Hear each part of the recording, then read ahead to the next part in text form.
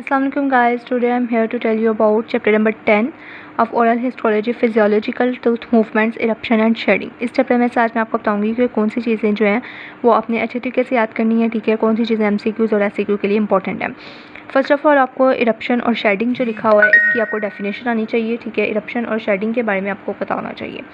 उसके बाद इसमें हमारे पास जो है ये तीन इसकी थ्योरीज आ जाती हैं, ठीक है। ये तीन डेफिनेशंस हैं, ये आपने अच्छे तरीके से याद रखनी है। Pre eruptive, eruptive and post eruptive tooth movement, इनकी आपको डेफिनेशंस जो हैं ये आनी चाहिए। जिस तरह से ये लिखी हुई हैं आपने इसी तरह से इनको याद रखना है, ठीक है। ये मुश्किल है, भूल जाती होती हैं, लेकिन आपने इनको अच्छे तरीके से रट्टा लगाना है, ठीक है। ये अच्छे तरीके से आपको आनी चाहिए। उसके बाद आपने प्री इरप्टिव टूथ मूवमेंट जो है इसकी डिटेल दी हुई है, ये आपने करनी है। इसमें फर्स्ट ऑफ ऑल आपको जो है ये दो तीन चीज़ें पता होनी चाहिए कि टूथ जब फर्स्ट डिफरेंशिएट होता है तो पहले वो स्मॉल होता है, फिर वो आहिस्ता आहिस्ता जो है वो ग्रो करता जाता है, ठीक है। उसके बाद आपको पता होना चाहिए कि इसमें ये तीन चार चीज़ें पॉइंट्स लिखे हुए हैं, ये आपको पता होना चाहिए कि इंसाइजर्स, केनाइंस और जो परमानेंट प्रीमोलर्स हैं, ये तीनों जो है अपने क्रिप्स जो हैं, बोनी क्रिप्स, उनमें जो है इनकी पोजीशन ऑक्यूपाई कर रही होती है। लेकिन जो परमानेंट मोलर्स हैं उनमें इस तरह से नहीं होता, ठीक है। उनके सक्सीडिनल टीथ नहीं होते, तो ये अपने सक्सीडिनल टीथ में नहीं होते और ये डेवलप होते हैं from the backward extension of the dental lamina से। ये MCQ के लिए लाइन इंपॉर्टेंट है, तो ये आपने अच्छे तरीके से पढ़ लेनी है, ठीक है। उसके बाद जो है इसमें हमारे पास ये 2 फैक्टर्स लिखे हुए हैं, ये आपको पता होने चाहिए, ठीक है। जिस तरह से लिखे हैं इसी तरह से आपने इनको याद रखना है और साथ इसकी एग्जाम्पल एक दफ़ा रीड आउट कर लेनी है। उसके बाद आपको पता होना चाहिए कि जो प्री इरप्टिव मूवमेंट है वो अकर होती है इन द इंट्रेशियस लोकेशन पे and are reflected in the patterns of the bony remodelling with the crypt wall, ठीक है। ये आपको चीज़ पता होनी चाहिए और बाकी ये जो एग्जांपल लिखी हुई है इसको आपने एक दफ़ा रीड आउट कर लेना, ठीक है। ये 4-5 पॉइंट्स हैं, ये मोस्ट इंपॉर्टेंट लाइंस हैं, ये आपने अच्छे तरीके से करनी है, ठीक है। और ये इसके फैक्टर्स अच्छे तरीके से करने हैं और ये पहली वाली जो 3 लाइन्स हैं ये आपको अच्छे तरीके से इसकी थ्योरी में पता होनी चाहिए, ठीक है, इसकी डिटेल में। फर्स्ट ऑफ ऑल आपने इसकी डेफिनेशन लिखनी है, उसके बाद ये वाले इसके 4-5 पॉइंट्स लिख देने हैं, ठीक है। उसके बाद देन हमारे पास ये जो डायग्राम्स बनी हुई हैं इसमें ये वाली डायग्राम जो है वो ज़्यादा इंपॉर्टेंट है, इसको आपने देख लेना है, ठीक है, बाकी इंपॉर्टेंट नहीं है। उसके बाद हमारे पास आ जाता है इरप्टिव मूवमेंट, ठीक है। और ये जो लिखी हुई है ना इसकी डिटर्मिनेशन ये आपको पता होनी चाहिए, ठीक है। इसकी जो डिटर्मिनेशन लिखी हुई है कि लिटिल अननोन, सॉरी फोकस नहीं दिखा, हाँ, little is known about the mechanism that determine the pre-eruptive tooth movement, including remodeling of the bone position in the bony crib is important. A mechanism are mainly represent the adaptive response, ठीक है। तो ये adaptive response जो है वो represent कर रहा है और position के बारे में बता रहा है, ये चीज़ आपने लास्ट पे याद रख लेनी है। उसके बाद आपको पता होना चाहिए eruptive tooth movement, इसकी जो पीछे डेफिनेशन लिखी हुई है वो आपने करनी है और ये जो मूवमेंट है ये बहुत ज़्यादा इंपॉर्टेंट है, ठीक है।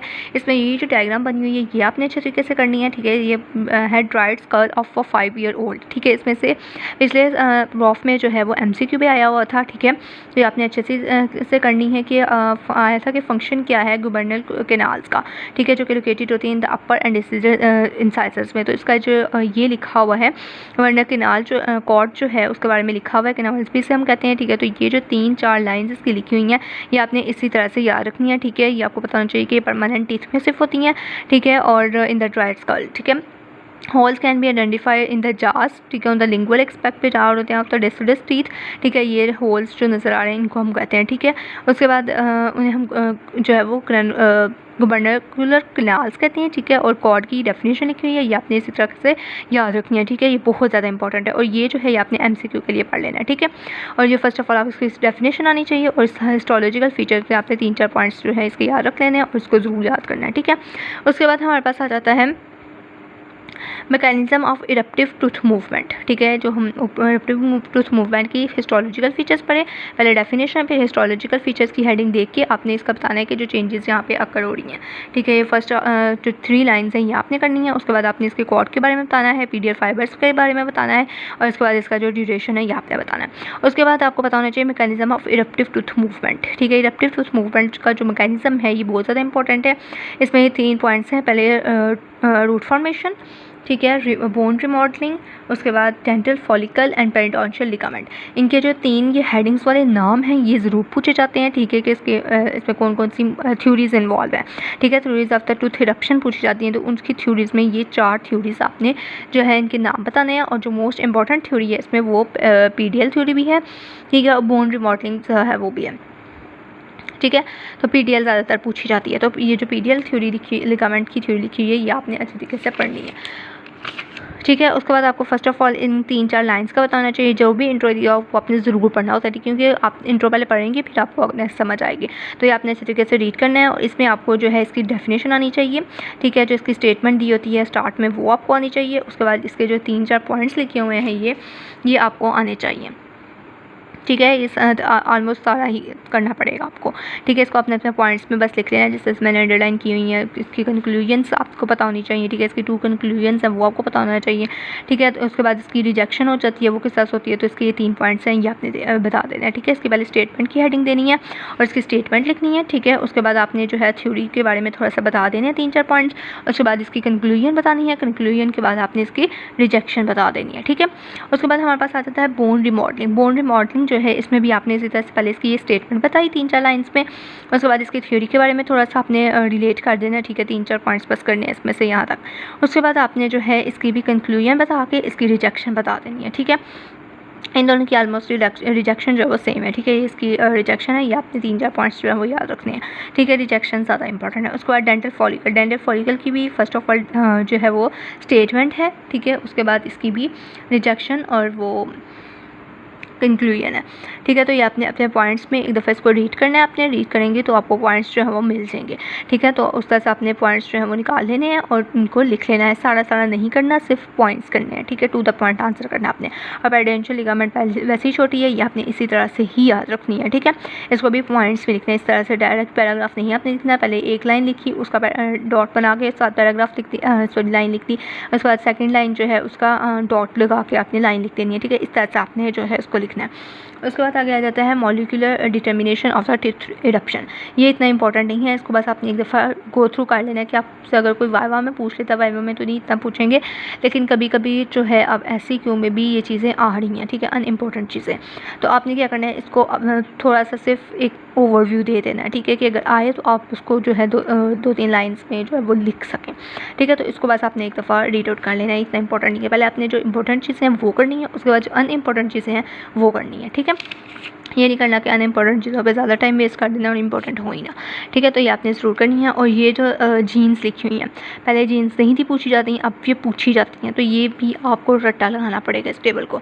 ठीक है, जिसने फुल मार्क्स लेने हैं, अच्छे मार्क्स लेने हैं, ठीक है, उसको तो करना ही पड़ेगा। तो उसने ये ज़रूर करनी है। ठीक है, इसमें से 5-6 याद रख लें आप लोग अच्छे तरीके से। ठीक है, इनके जीन्स भी और एब्रीवेशंस भी। ठीक है, ईजी है, जैसे कि इसमें ट्रांसक्रिप्शनल ग्रोथ फैक्टर है, ट्रांसफॉर्मिंग ग्रोथ फैक्टर आ जाता है, न्यूक्लियर फैक्टर आ जाता है, उसके बाद इंटरल्यूकिन आ जाता है। ये हमने चैप्टर नंबर 5 जो था उसमें भी पढ़ी हुई हैं। ठीक है, तो आपने 4-5 जो है ईजी जो आपको लगती हैं आप उनको निमोनिक्स बना के तो याद रख लें। ठीक है, इनमें ईजी वाली जो है ये 3-4 इकट्ठी लिखी हुई है, ये आपने अच्छे से कर लेनी है। Epithelial growth factor, epidermal growth factor, ठीक है, रिसेप्टर आ जाते हैं, इंटरल्यूकिन 1, इंटरल्यूकिन 2, ठीक है, न्यूक्लियर फैक्टर आ जाता है, transforming growth factor alpha 1, alpha और बीटा 1। ठीक है जी, तो ये आप इजी से लिख सकते हैं। ठीक है, तो ये आपने अच्छे तरीके से करनी है। ठीक है, उसके बाद हमारे पास आ जाता है post eruptive tooth movement. Post eruptive tooth movement जो है इसकी आपने डेफिनेशन जो पहले पेज में मैंने आपको बताई थी वहाँ से आपने डेफिनेशन याद करनी है। उसके जो ये 3 पॉइंट्स लिखे हुए हैं, दे में डिवाइडेड इनटू 3 कैटेगरीज, ये 3 पॉइंट्स आपने उनकी हेडिंग देनी है। उसके बाद ये उनकी डिटेल लिखी हुई है। तो ये जो डिटेल लिखी हुई है इसमें से भी अब SCQ आ जाता है। ठीक है, पहले नहीं था लेकिन अब आ जाता है। वो डायरेक्ट पूछ लेते हैं कि पोस्ट इरप्टिव टूथ मूवमेंट में जो अकोमोडेशन फॉर ग्रोथ है, ज़्यादातर जो ये एक्लूजल वाला है, एक्लूजल वेयर, ये ज़्यादातर पूछा गया। ठीक है, तो इस तरह से वो पूछ रहे थे अकोमोडेशन फॉर ग्रोथ जो है किस तरह से है, इसकी डिटेल बताएं। ठीक है, तो इसमें भी आपको पता होना चाहिए कि इसमें रिमॉडलिंग हो रही होती है सॉकेट की। ठीक है, तो इसमें भी जब आप इसको रीड आउट करेंगे ना, क्योंकि छोटा सा 3 नंबर का है तो आपको सारा ही लिखना पड़ेगा।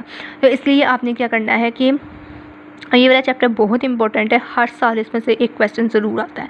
ठीक है, तो इसलिए आपने इस चैप्टर की जो मेन चीज़ें हैं वो ज़रूर करनी है। ठीक है, तो इसमें हमारे पास जो है आ जाता है हाँ, ये इसकी आपने पहली 3 लाइंस जो हैं 4 वो अच्छे तरीके से करनी है। ठीक है, उसके बाद इसकी जो ये बिटवीन द इन्होंने ये बताया हुआ है, ईयर्स ऑफ द एज बताई हुई हैं, ये आपको पता होनी चाहिए।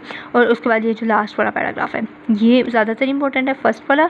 ठीक है, 4 लाइन्स और ये ज़्यादा इंपॉर्टेंट है, तो ये आपने ज़रूर करनी है, इनको अपने पॉइंट्स में लिख देना है। ठीक है, उसके बाद ये जो एज बताई हुई है 14 to 18 एज में रीएडजस्टमेंट जो है वो कर होती है, तो ये अभी आपको पता होना चाहिए, एमसीक्यू के लिए इंपॉर्टेंट है। उसके बाद आ जाता है कंपनसेशन फॉर क्लियर, ये भी आपको पता होना चाहिए। जिस तरह से मैंने साइड पे पॉइंट्स लिखे हुए हैं, ये इसी में से मैंने निकाल के साइड पे पॉइंट्स लिखे हुए हैं।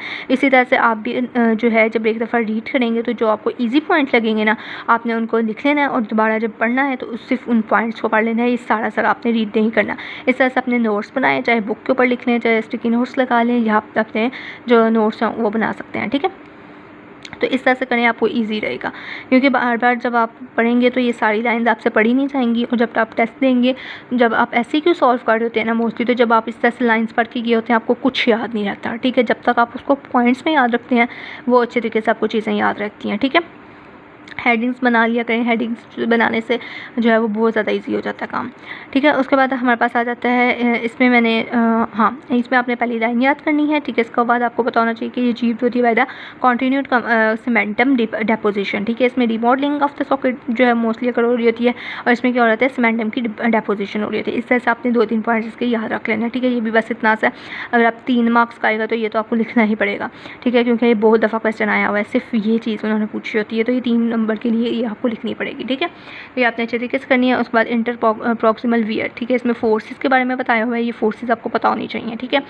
उसके बाद interior component of the occlusive force, ठीक है, ये भी एक्लूसिव फोर्स ये कम ही पूछा गया, लेकिन फिर भी आपने इसको जो है 3-4 लाइन्स में जो है कर लेना है, हेडिंग दे के पॉइंट्स बना के, इसके भी आपने पॉइंट्स बना लेने हैं, ठीक है। सारा नहीं करना, ये बताया पहले, इसका रोल, इंपॉर्टेंट रोल बताया, ठीक है, मेंटेन क्या कर रहा है, इसके फंक्शन बताने हैं, इसमें रिबॉन्डिंग हो रही है, कोलेजन फैगोसाइटोसिस की आपने बतानी है, ठीक है। उसके बाद ये जो है इसमें एक अदर फैक्टर इन्वॉल्व है, ठीक है, ये भी लाइन जो है लास्ट वाली 3 ये आपने अच्छे तरीके से पढ़ लेनी है, ठीक है। उसके बाद ये भी आपने उसी तरह से याद रख लेना है, ठीक है। इसकी भी जो लास्ट वाली लाइन है ये इंपॉर्टेंट है, ये आपने पढ़ लेनी है एमसीक्यू के लिए। उसके बाद सॉफ्ट टिश्यू प्रेशर है, इसमें भी आपको पता होना चाहिए कि क्या चीज़ मेन हो रही है, इसका मेन रोल जो है वो आपको पता होना चाहिए, ठीक है। टूथ की पोजीशन जो है उसको उसके लिए मोस्टली इन्फ्लुएंस हो रही है, ठीक है। तो इसका आपको पता होना चाहिए जो 4 पॉइंट्स जो है ना, नहीं ऑलमोस्ट 5 पॉइंट्स आपको इन सब में से आने चाहिए, ठीक है। और आपने इसी तरह से पैराग्राफ टेस्ट में या पेपर में बिल्कुल नहीं लिखना, इसको आपने पॉइंट्स पे बना के लिखना है, ठीक है। इसको आप नोट्स बना लें अभी और उस तरह से नोट्स बना के लिखें, ठीक है। उसके बाद नेक्स्ट जो है वो मैं आपको नेक्स्ट वीडियो में बताऊँगी, ठीक है। वीडियो अच्छी लगी है तो लाइक करें, सब्सक्राइब करें एंड शेयर करें, दुआ में याद रखिएगा। अल्लाह हाफिज़। और कोई भी क्यूरी हो तो आप कमेंट सेक्शन में पूछ सकते हैं, और डिस्क्रिप्शन बॉक्स देख लें, वहाँ पर मैं जो है इंपॉर्टेंट इनकी जो पिक्स वगैरह होती हैं, नोट्स होती हैं, वो अपलोड कर देती हूँ फेसबुक और इंस्टा पेज पे, आप वहाँ से देख सकते हैं। Thank you so much.